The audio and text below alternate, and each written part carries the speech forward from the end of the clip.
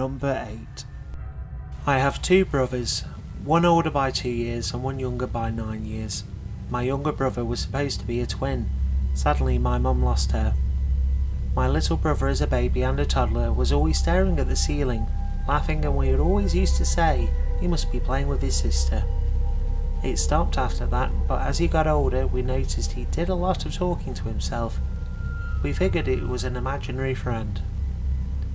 So one night it was just my dad, my little brother, who was about 5 at the time, and I still awake. It was pretty late for him to be up, like 9 PM, and he was still running around full of energy. I basically said to my dad he was on his own, getting him to sleep because I was going to bed. So as I got to the top of the steps I felt frozen. That's probably the best way to explain it. As I was listening to my dad trying to get my little brother downstairs, my dad was like, "Come on, you have to get to bed, it's late." And my brother kept saying, "No Dad, I'm playing." So my dad gave up and said, "Okay, fine, but you're not going to be staying up here on your own." And my little brother says loud and clear, "No Dad, I'm not alone. Never, I'm playing with my sister." To which my dad answered that I was in bed. He said, "No Dad, my other sister. She's not ready to go to bed yet." Number 7. My house was bought by my grandparents when it was being built in the 50s. One of the builders fell off the rafters and died where the kitchen would be. They never knew his name, but he is the only one to have died in the house. He hangs around. For this we'll call him Bob. He usually just slides stuff off the kitchen counter onto the floor. He also likes to open cabinet doors. One in particular is the one next to the hallway. It opens and you skin your shin when you walk into it. Did that the other day and got really annoyed. Bought a new latch for the door and now it's hard to open. The night after I did that I was in the living room and that cabinet door started making a racket. The cats were with me so I figured it was Bob and said aloud, "Knock it off, Bob." It stopped immediately. I said thank you and that was the end of it. He has been with us for over 60 years. He's a pretty cool guy. On a side note, I think I know why he fell and died. Every time I dig a hole in the yard I find nothing but pull tabs and broken beer bottles. Those guys must have been plastered the whole time they built my house. Number 6. The student centre in my university used to have a restaurant, cafeteria, food court in its basement, with 2 sets of stairs going back to the first floor. Stories said that it was haunted, but I always thought it was a joke. I liked to study down there in the evening because the food court was closed and the booths were empty, and that gave me a lot of space to spread out my books and notes and some peace and quiet. The layout was the one set of stairs next to the booths, so sitting where I was I could see if anyone came or went. The other set of stairs was behind me down a hallway that had some storage closets and the restrooms. There was nothing else down that hall. So I was studying one day in the empty food court and I go to pee.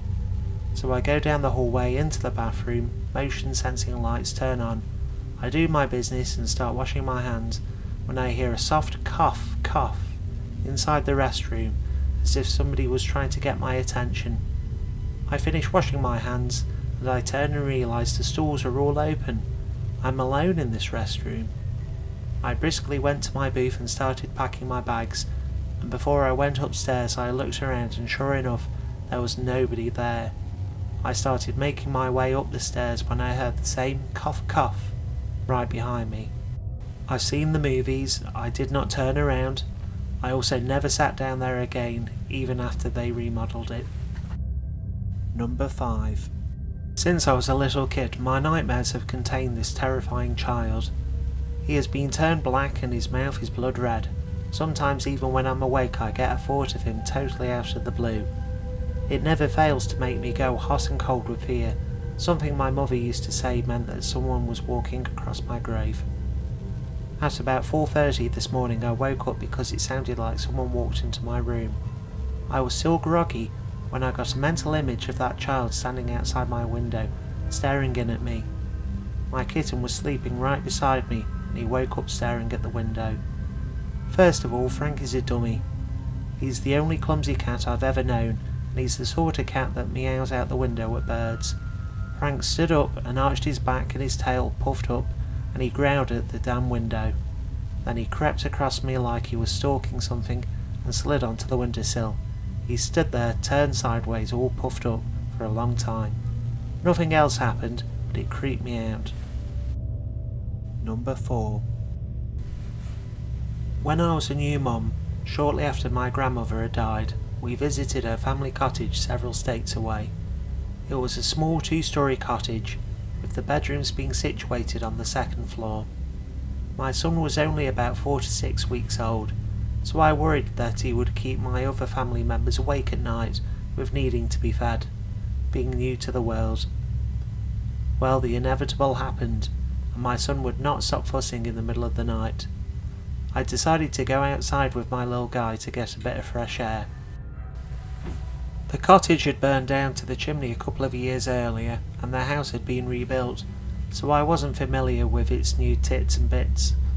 I went outside and apparently the door was unlocked from the inside, but the outside lock was engaged. Now here I am, in the middle of pretty much nowhere, locked out of the house at 3 AM with a newborn. I tried the door again and again and could not get it to open. I even threw pebbles and then rocks at my husband's window, to no avail. As I sat outside the door, my back leaning against it, about to lose it completely, I heard a click. The door was unlocked. The door that I had tried dozens and dozens of times to open simply unlocked. Everyone was still soundly asleep and didn't recall hearing any noises at all in the morning. The door had a window and I could see the entirety of the bottom floor through it. No one was there, but it unlocked for me. Number 3. I farm in a rural town in the western US, and our farm is a ways out of town, so naturally it's pretty eerie at night. We flood irrigate, so the water needs to be moved from field to field. Those water changes just come whenever the fields are finished. At each end of our farm there is a big row of trees that once again get kind of eerie at night. So my dad and I were driving down our farm road at around 3 AM. We reached the row of trees, and as the headlights hit the trees, I saw a strange figure. It looked to be the rough shape of a human, but not quite the same. Taller and much more hunched over, kind of like a 6'3" old woman in a shawl. I only saw it for 2, maybe 3 seconds, but it was long enough to make my blood run cold. I was so freaked out, so I didn't say anything to my dad. About 30 seconds later, my dad started driving faster and looked over at me and said, "I wasn't going to say anything, but did you happen to see a strange figure walk between the trees?" I nodded, and we changed the water and went home. There has been a local legend about a creature that looks like what we saw that has been talked about since the 40s. It's supposed to be similar to a Native American skinwalker, and it would make sense to me. We have found Indian pottery and arrowheads all over our farm. Neither of us have seen it again, but it is still in the back of my mind when I drive to that corner of the farm. Number 2. For my dad's birthday a few years ago, we went golfing with some of his friends. There were 8 of us in total, so we split into 2 groups of 4. My dad and I were in the lead group and were walking from the 6th green to the 7th tee, while the group behind was approaching the 6th green. Behind the 6th green is a lightly wooded area that separates the golf course from a cemetery. As you approach the 6th green, you can easily see into the cemetery. As our group worked our way through the 6th hole, we saw no one in the cemetery. As we got up to the 7th tee box and the trailing group got to the 6th green, we all heard a female voice say, "Great day for golf, huh?" We all turned startled and saw a woman in the trees that was not there when we finished up 6. And almost as instantly as she appeared, she disappeared. No one remembered seeing her walk away. Where we were on the 7th hole was elevated, so we had an even better view into the cemetery, and we didn't see her walk away. She was just gone. All 8 people there saw the same thing. It was a really unnerving experience that none of us have a good answer for. Number 1. My mum is a nurse. Years ago she worked in the intensive care unit. One of the patients on this floor was a dying old lady. The woman was sweet, kind, well-mannered and friendly, My mum got along with her very well. The woman soon died of hemorrhaging and was pronounced dead by the doctors. My mum was assigned to clean up her body of the blood and feces that had been released when the woman died, in order to make the body look nice for her son, who would be coming soon. My mum cleaned the back of the woman and then flipped her. This caused even more blood to pour out, and my mum groaned. My mum then noticed that the woman's eyes were open. There is no big deal, but it was always creep my mum out to have dead people looking back at her, so she closed the woman's eyelids. Her eyes opened once more and the woman spoke. "I'm sorry for making such a mess." My mum screamed and ran out of the room. Then she ran to the doctor who had pronounced the woman dead. "Are you sure that woman's dead?" The doctor looked at her with exasperation.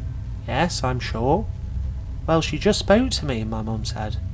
The doctor paled and ran into the room, where he checked the woman again. She was still dead, and appeared to have been dead since she was pronounced dead. Maybe the woman was only mostly dead, or maybe her soul hadn't moved on yet, and thus she was still able to be embarrassed about making a mess. Just because someone is apparently a zombie is no reason for them to be an ass about it. Thanks for watching. Please subscribe for new content, and a like is always appreciated.